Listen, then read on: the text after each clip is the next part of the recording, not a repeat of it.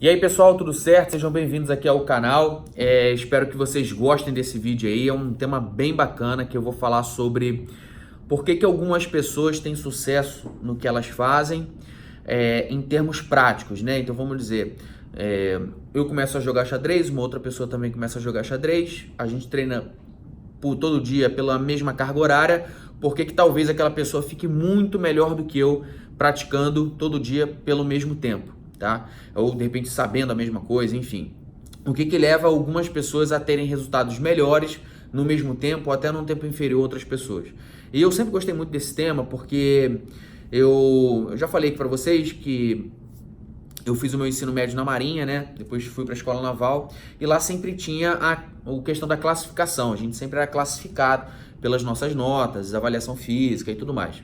E haviam pessoas que elas tinham, colegas lá de turma, que elas tinham extremamente facilidade, uma extrema facilidade em, pelo mesmo tempo, todo dia a gente tinha aula na parte da manhã, na parte da tarde era educação física, na parte da noite, 1h30 de estudo obrigatório, de 7h30 às 9h, depois era a ceia, depois algumas pessoas continuavam estudando na sala de aula, voltava, a gente chamava do estudo facultativo, mas mesmo assim, havia pessoas que iam para o estudo facultativo, estudavam no facultativo por mais 1 hora e elas eram muito bem classificadas, né? Da mesma coisa atividade física, tinham pessoas que faziam todo dia atividade física, né? O treinamento físico militar, pela mesma carga horária, mas elas tinham melhora, né, no tempo de corrida, de flexão, de abdominal, de natação, do que outras pessoas. Eu sempre gostei de investigar esse tema, né, porque eu acho que se a gente investigar, talvez a gente ache alguma coisa. E, assim, há vários pontos aqui, né? Primeiro que, quando a gente fala de repetição de alguma coisa, de prática, que eu vou trazer sempre para o estudo, para concurso, para vestibular e tal, sempre que a gente fala de prática de alguma coisa, claro que tem uma dor relacionada a esse ponto. Para você superar essa dor, você precisa ser motivado para estudar. Mas eu nem vou falar muito dessa dor, porque eu estou considerando sempre aqui nessa análise pessoas que estudaram pela mesma carga horária. Então, 2 pessoas sentadas todo dia estudando 2 horas para a prova dela, por que uma vai sair melhor do que a outra? Tá? Pessoas com mesmas experiências, mesmo background. Mas falando sobre a dor bem rapidinho, os cientistas descobriram, assim, de maneira geral, num estudo que eles fizeram, que basicamente quando uma pessoa é confrontada com a dor, ela tem acontecem 2 coisas, né? 2 saídas ali. Ou ela tenta suprimir aquela dor, tá? Então você chegou perto do fogão, estava quente ainda, automaticamente você tira o teu braço, uma coisa natural, e é até bom que a gente sinta a dor e em alguns momentos a gente queira suprimir essa dor, afastando o meu braço do fogão, porque imagina, se eu não sentisse nada queimar, eu ia ficar com o meu braço lá queimando, pegando fogo, quando eu chegar ia ver uma hora prejudicar algumas outras coisas no meu braço, o funcionamento dele. Então é melhor realmente eu tirar meu braço dali. E a fase da aceitação da dor. Eu lembro até um outro dia, o pessoal ficou me zoando, né? Eu tava aqui no Estratégia e, cara, eu passei muito mal, uma dor de barriga, não era vontade de ir no banheiro nem nada, mas uma dor mesmo na barriga, não sei o que era, comecei a suar frio e tal, e depois de um tempo passou, mas assim, eu fiquei mais ou menos umas meia hora com essa dor, assim, chegou um momento que eu falei, cara, não tem mais o que fazer, porque não é vontade de ir no banheiro, não deu vontade de vomitar, nem nada, então chegou um momento assim, deu uns 15 minutos porque eu tentei ficar mexendo na barriga, virei de lado aqui e tal, acho que foi alguma coisa que eu comi, naquele dia eu tinha comido frutos do mar na hora do almoço, né, mas depois, assim, chegou uma hora que eu falei, cara, não tem o que fazer, tem que ficar aqui esperando esse negócio passar. Então, que nem a gente tem uma dor de cabeça, você não tem um remédio para dor de cabeça, isso acaba acontecendo.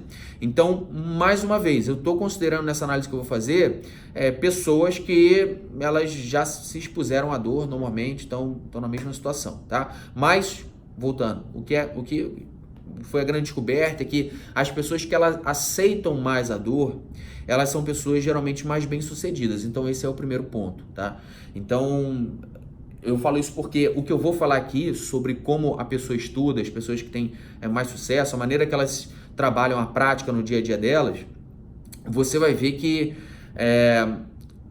pode chegar um ponto em que você não consiga passar dali, que você não consiga obter uma melhora em relação ao que você já está fazendo. Nesse ponto, é uma dor, talvez emocional, é uma dor de na hora de estudar, saber que se ela em uma matéria não tem como, você tem mais dificuldade do que as outras pessoas, do que as pessoas que estão ao seu lado, e a melhor maneira de você lidar com isso, em muitos casos, não é suprimir. Já vi pessoas que elas fazem assim, cai raciocínio lógico no concurso, já tem texto um monte de vezes, né? Então não vou fazer concurso público que cai raciocínio lógico, ela tenta suprimir a dor.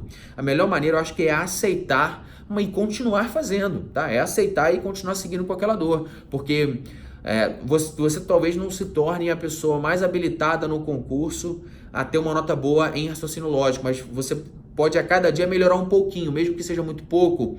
Às vezes a gente vê pessoas que são aprovadas por pouquíssimos pontos e pessoas que ficam de fora por 1 ponto. Isso acontece demais, tá? Então o primeiro ponto é isso. Agora vamos entrar na parte aqui disso que eu queria falar para vocês, cara, e é um tema muito legal, um cara chamado Anders Ericsson. Ele é um dos maiores estudiosos aí, ele é um psicólogo sueco, ele dá aula na Universidade da Flórida, ele é um dos maiores conhecedores aí sobre pessoas, vamos dizer, de alta performance, ele estuda isso há muito tempo. E ele percebeu, né, que a mesma coisa, pessoas fazendo a mesma coisa pelo mesmo tempo, uma se sobressai muito mais do que a outra. Por que isso acontece? Então ele fala que a prática é uma coisa muito importante. As pessoas elas não praticam as coisas de maneira consciente. Então teve um outro escritor, o Malcolm Gladwell, ele tem uma regrinha lá que ele fala, ele compara que pessoas que tiveram sucesso são pessoas que praticaram por 10.000 horas, tá? E o Anders Ericsson, ele faz um contraponto a isso, falando que olha, eu dirijo meu carro provavelmente já há mais de 10.000 horas, já dirijo há muitos anos, e não necessariamente me tornei um motorista extremamente habilidoso. Claro, ele se tornou um motorista mais experiente, sim, mais experiente. Às vezes acontece uma situação no trânsito, ele consegue desviar, mas ele não se tornou um piloto de corrida, tá? Da mesma forma, a gente às vezes aí fica vendo filmes em inglês e nem por causa disso inglês com legenda em português, mas mesmo assim a gente não aprende a falar inglês vendo esses filmes aí. Você pode assistir a vida inteira filme legendado, você não vai aprender a falar inglês, pode ter certeza disso. Por quê? A grande diferença aí está na prática. Há pessoas que assistem filmes em inglês e elas aprendem, mas a prática dessas pessoas é uma prática muito mais consciente, que tem uma diferença, tem um esforço mental muito maior do que você simplesmente assistir. Então o Anders, ele diferencia isso na prática, ele fala naive practice, que é uma prática, não sei, inocente, uma prática que não envolve muita consciência naquilo que você está fazendo, é simplesmente fazer, e simplesmente fazer ele te traz experiência, mas ele não te traz uma melhora substancial para você se tornar uma pessoa fera naquilo que você está fazendo. Outro ponto, ele coloca purposeful practice, e basicamente é você praticar tendo um objetivo, tendo um propósito naquilo que você está fazendo, que eu já te explico o que é, e aqui a gente vai focar mesmo na purposeful practice, né? E tem um outro tipo de prática, que é a prática deliberada, né? É mais ainda do que a prática com propósito. E basicamente, naive practice lá é a prática em que a gente faz as coisas no nosso dia a dia, e talvez é a maneira com que você esteja estudando. Você senta, lê 15 páginas, vai para outra disciplina, lê mais 15 páginas, faz alguns exercícios, vai para outra disciplina e assim vai embora.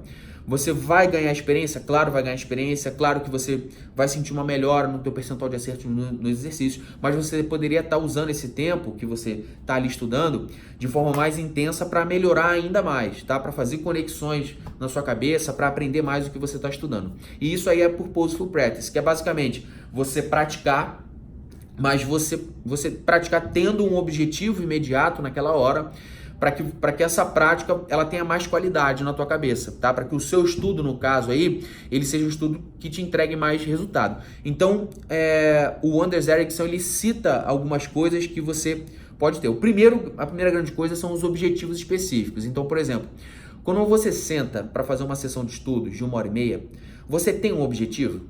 Muitas pessoas só têm o objetivo de sentar e estudar por 1h30. Algumas nem isso têm. Algumas, não, vou estudar hoje matemática, português. E sentam lá e vão estudar e não controlam a carga horária. Se você não controla a carga horária, você não tem como saber se o objetivo foi atingido, correto? Mas eu falo até do objetivo na matéria.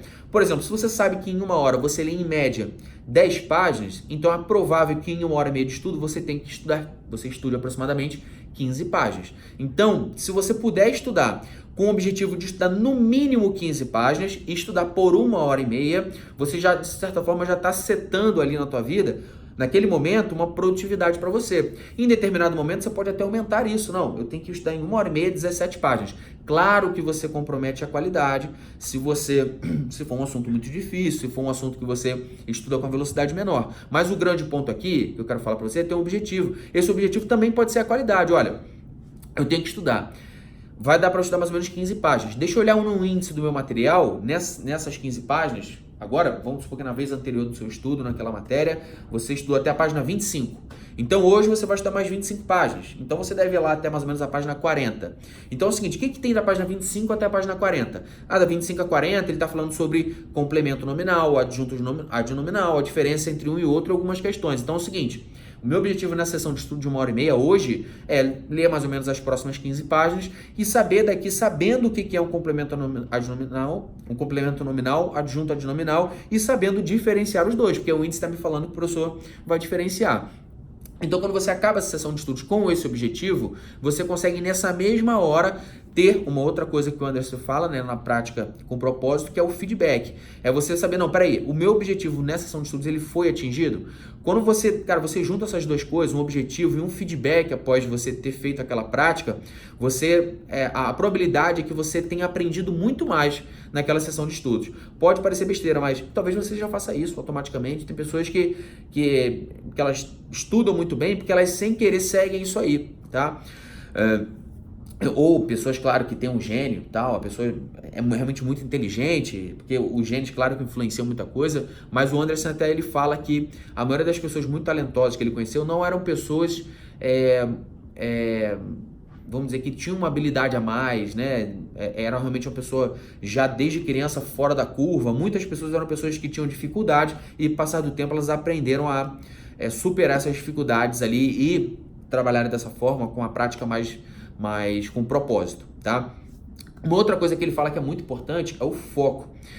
Se você automaticamente sabe que tem um objetivo, automaticamente eu estou falando que você tem que ter foco. Porque enquanto você está fazendo aquela prática ali, nessa prática é 1h30 de estudo na matéria de matemática, quando você está praticando aquilo, o fato de você ter focos, de você ter objetivo já te ajuda a ter mais foco, de prestar atenção no que você está fazendo. Você sabe que no final você tem que se dar um feedback se você aprendeu aquele assunto, faz você ficar mais focado. O fato de você controlar a tua carga horária de estudo e ter um objetivo, né, estudar por 1h30 com um determinado tempo, também faz você ficar mais focado. Pode ver, faltando muitos dias para a prova, a gente senta para estudar, a gente acaba perdendo a nossa atenção, mas quando está bem, cada vez mais próximo da prova, cara, a gente senta para estudar e o nosso foco fica muito aguçado, porque a gente sabe que a prova é daqui a uma semana. Então você senta, nada te dispersa, e quando te dispersa, às vezes acontece, você consegue rapidamente voltar para a atividade, para a prática que você estava fazendo, tá? Com muito mais rapidez.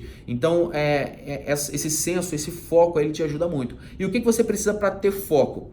Basicamente, pessoal, você não pode estar muito relaxado, tá? Tô falando aqui do estudo. O que é relaxado? Sentados, largado no sofá, são poucas as pessoas que conseguem estudarem focadas dessa maneira, tá? Se você está relaxado, se você praticamente é a pessoa que não tem uma carga horária para se comprometer para efetuar aquela prática, tá? É uma pessoa que basicamente ela está muito calma. Claro, você tem que estar calmo para estudar, mas se você estiver calmo demais, você já fica um pouco mais sonolento. Você tem que sentar numa postura bacana, tem que sentar na mesa de forma ereta para estudar. Se você ficar todo largado, assim, todo jogado, automaticamente você passa a mensagem para o teu cérebro de que tanto faz e que não está se importando muito com o tempo. Experimenta isso. Quer ver uma coisa que eu fazia muito? Sentava para estudar, calça jeans, camiseta e um tênis no pé em casa. Isso aí automaticamente me fazia ter uma postura melhor, ficar menos relaxado, né? Mais atento, mais focado no que eu estava fazendo. Você também, claro, às vezes você está estudando e você ter emoções ali é normal. Você passou por um assunto e você, caramba, eu não entendi esse negócio, pô, que chato, você fica triste e tal, mas tente ao máximo limitar essas emoções, tente agir em alguns pontos igual um robô. Isso te ajuda muito a ficar focado. E sempre trabalhando com a tua mente, porque foco é um músculo, tá? Que você tem que trabalhar. Você está estudando aqui, às vezes você perde o foco. É fora de controle você perder o foco. Acontece. Bateu um carro aqui na rua, pum, automaticamente você vai olhar para a janela. Mas o que você tem que fazer é, não, eu perdi meu foco, deixa eu voltar aqui agora, atenção nisso daqui. E você volta a atenção. Então, esse trabalho que você tem também, essa prática de sempre trazer o seu foco para o que você está fazendo, isso te ajuda aí demais, demais, demais, tá? Então, como a gente falou, tem um feedback, tem um objetivo e tem o estar focado, que você não pode estar totalmente relaxado. Tem um último ponto que eu acho legal, que é você sempre sair da sua zona de conforto, tá? Então nessa prática com propósito aí, você sempre tem que sair da sua zona de conforto. Então se você estuda geralmente 1h30, 15 páginas, tenta pegar uma matéria que você já faz essa carga horária, tenta hoje ir para 17 páginas com qualidade, tá? Buscando a mesma qualidade. Então o que você vai ter que fazer para isso? Claro, você pode fazer uma coisa mais rápida prejudicando a qualidade daquela coisa, isso aí acontece, tá? Ou você pode fazer algo mais rápido, simplesmente ficando mais concentrado e perdendo menos tempo. Então vamos lá, tem uns vídeos no YouTube que outro dia que o YouTube me sugeriu aí, que ele era o seguinte, era um cara desenhista, tá? E o cara top, desenhista bom demais. Aí ele falou assim, vou desenhar, aqui é um negócio lá do Batman lá, que ele ia desenhar o Batman em cima de um prédio. Aí ele falou, vou fazer esse desenho em 15 horas, mesmo desenho. Depois ele fazer esse desenho aqui em 5 horas, depois esse desenho em 1 hora e depois esse desenho em 10 minutos, tá? E é o mesmo desenho. Ele faz o desenho em 10 minutos e, cara, sai um negócio legal, mas você vê um Batman em cima de um prédio lá, tá? Quando ele vai para fazer esse negócio em 1 hora, cara, você já vê a riqueza de detalhes, ela já muda completamente, cara. O prédio, você já vê que ele já consegue desenhar as marquises, né? Coloca a janela, tal. O Batman também, pô, você já vê o efeito da capa no boneco lá e tal que ele desenha. Quando ele passa para 5 horas, cara, é um negócio animal. Ele consegue colocar o efeito, o reflexo na janela do prédio. Ele já desenha melhor o fundo, que no desenho de 10 minutos ele faz um fundo meio que desfocado, que você não consegue ver. Ele faz uma linha assim, constrói alguns prédios. Nesse de 5 horas ele já desenha os prédios do fundo. E, cara, no de 15 horas lá que ele fez, depois vocês pesquisem no YouTube, se for interessante ver isso, cara, só no prédio que ele desenhou, só no prédio foram 5 horas. Só no prédio, desenhando todos os detalhes, assim, do prédio, do reflexo. Ele desenhou por trás da janela o que tinha uma escrivaninha e tal. O fundo, cara, ele parece que ele desenhou cada prédio. Só o fundo lá também foi mais umas 5 horas. E depois 5 horas lá no Batman. Aí, cara, ele desenhou o músculo do boneco, ele desenhou o veia do boneco, não sei o quê. Então, enfim, você consegue fazer as coisas mais rápido, só que você prejudica a qualidade. Ou você consegue fazer, por exemplo, ele fez em 15 horas um desenho, mas ele estava extremamente focado, ele filmou essas 15 horas, ele fez um time-lapse, né? Ele fez em 15 horas. Mas, de repente, ele poderia executar o mesmo desenho em 20 horas, se ele saísse para beber água, se ele olhasse o celular, se ele se dispersasse por qualquer momento, concorda? Então, basicamente aqui, o que a gente quer fazer para você sair da sua zona de conforto é você poupar o tempo que você desperdiça, não é tanto prejudicar a tua qualidade, tá? É você se concentrar mais e sempre estar se desafiando, tentar se desafiar, mas mantendo a qualidade. Eu acho que isso é uma das coisas mais importantes que você pode ter, tá? Não busque a perfeição. Tem um livro muito legal do Tal Ben-Shahar, eu não lembro o nome desse cara, e ele fala justamente aquele ponto que eu disse lá no começo, que às vezes você busca sair da sua zona de conforto, busca ter uma prática melhor na tua preparação, mas você acaba buscando muito a perfeição, tá? E isso é errado, até porque chegar em alguns pontos você vai ver que você realmente tem uma dificuldade numa matéria e você tem que lidar com isso. É melhor você aceitar essa dor, né? Como a gente tinha falado lá no começo também. E esse livro também fala isso, do Tal Ben-Shahar. Ele também fala que você, em determinados pontos, você não tem como, você tem que abraçar a realidade. Você não pode ficar vivendo sempre, mas a pessoa fez isso, a outra fez isso. Não, você tem que em determinado momento saber, não, eu posso melhorar por outras vias, mas eu sempre vou ter dificuldade com raciocínio lógico, pelo menos por enquanto, tá? Mas eu posso melhorar em relação a mim mesmo, em como eu estava estudando essa matéria ontem, ou antes de ontem, no mês passado. Beleza? Então pessoal, basicamente, falamos da Naive Practice, da Purposeful Practice, né? Então, tenta implementar isso no teu estudo, sentar para estudar.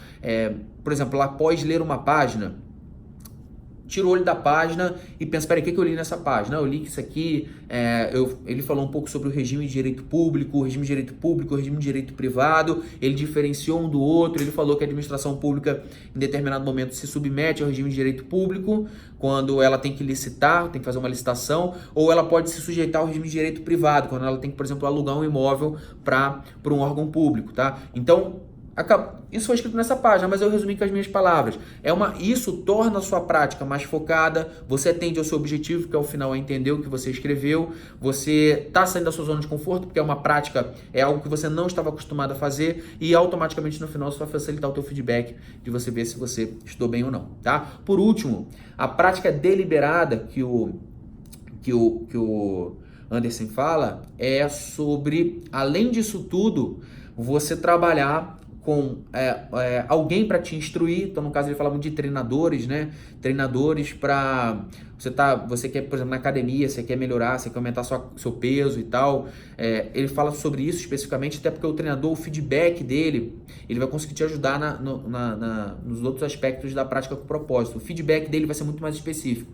No feedback dele... O próprio feedback dele, lembra que eu te falei do objetivo e de ter um feedback? O feedback dele vai ter um objetivo lá dentro. O objetivo dele não vai ser só melhorar. O feedback dele vai ter um objetivo muito mais específico. Vai ser assim, você tem que melhorar, obviamente, mas você tem que agora, quando você está correndo, você tem que trazer mais a tua perna, tentar encostar o calcanhar na bunda, assim você ativa mais o músculo posterior da perna, e isso vai fazer você correr de forma mais leve. É algo que você, por mais que você se desse um feedback e tentasse melhorar em algum ponto, esse treinador, um cara que conhece, ele conseguiria te dar esse feedback muito melhor. E melhorando aquele ponto específico, aquele pequeno hábito ali, né? Quem fala muito isso aí é o James Clear, né? Ele tem um livro chamado Pequenos Hábitos. Ele fala que grandes decisões não importam. Grandes decisões a gente já trata como grandes decisões automaticamente. O que importa são as pequenas decisões. É o fato de você correr e tentar puxar o pé para encostar o máximo possível na bunda para poder ativar o músculo de trás da perna. Então, nessa prática deliberada aí que o Anderson fala, então seria o treinador que ele consegue trazer especificamente aquele objetivo mais específico para te dar um feedback para você melhorar em cima. E além disso, você tem um programa claro de melhoria. Porque, por exemplo, eu tô tentando ir mais para academia e tal. Meu objetivo hoje está sendo ir para academia todo dia por 45 minutos e acordar às 5 horas da manhã. É algo bacana, é algo que funciona para mim. Mas quando eu vou para uma vez na academia, o meu objetivo não está sendo ainda aumentar o peso que eu estou levando, correr mais rápido e tal. Em determinado momento isso vai se tornar. Mas ainda assim, você ter um objetivo claro. Olha, eu tenho que correr mais rápido, tanto tempo até dia tal. Depois eu tenho que aumentar meu peso em até 10 quilos lá no agachamento até dia tal. Quando você tem isso, você está transformando a prática com propósito agora numa prática que o Anderson fala de prática deliberada, tá? Então você mesmo pode tentar criar uma prática deliberada para você falando, olha, então eu tenho que acabar esse material até dia tal, sem prejudicar a qualidade, eu tenho que aumentar o meu percentual de exercícios, de acertos no exercício até o dia tal. Então o que você vai fazer? Você vai ver que você está errando. Você está acertando lá 75% em português, tá? E você não, eu coloquei uma meta, eu tinha um plano claro de chegar a 80% de acerto até o final desse mês. Então o que eu tenho que fazer? Aí você automaticamente vai procurar os pontos de melhoria com melhor custo-benefício. Qual é um ponto de melhoria com excelente custo-benefício? Você vai ter que procurar, de repente você acha um tópico que você está errando demais, tá? Então assim, o seu percentual de acerto médio está sendo 75%, mas você achou um assunto lá dentro que teu percentual de acertos naquele assunto, sempre que vem uma questão, é 50%, sei lá, verbos. Cara, engraçado, né? Eu acerto 75%, mas sempre que vem uma questão de verbos, eu erro metade. Então, se você trabalhar em verbos, aprender verbos, a chance de você aumentar 75% para 80% ela é muito maior. Você vai trabalhar só um assunto e vai conseguir atingir os 80%, que era a sua meta do seu programa, claro, de melhoria até o final do mês, por exemplo. Agora, se você não trabalha muito isso, a sua meta vai ser, eu tenho que fazer mais exercícios de português, eu tenho que revisar mais. Você vai gastar muito tempo, você poderia investir um tempo menor só em verbos e isso poderia trazer o seu resultado para cima e fazer você alcançar aí cada vez melhor, né, uma posição de excelência no que você está fazendo. Beleza? Pessoal, sei que o vídeo ficou grande, mas um assunto muito bacana. Basicamente eu citei acho que uns 3 livros aí muito legais que eu acho. Espero que vocês tenham gostado, eu acho que vale muito a pena você assistir isso aí, beleza? Mais de uma vez, tá? Porque a gente se esquece às vezes, você começa a assistir um negócio, depois você esquece. Eu também tenho que sempre ficar me lembrando que eu tenho que praticar as coisas, mas praticar com consciência, estar no momento, estar naquela situação, procurar a pequena vulnerabilidade, procurar ali a grande vulnerabilidade, na verdade, que com pouco tempo eu consigo mitigá-la e o resultado no final para mim é muito maior, beleza? Então espero que vocês tenham gostado, um grande abraço, curte aí o vídeo, se inscreve no canal e a gente vai se falando. Valeu, pessoal!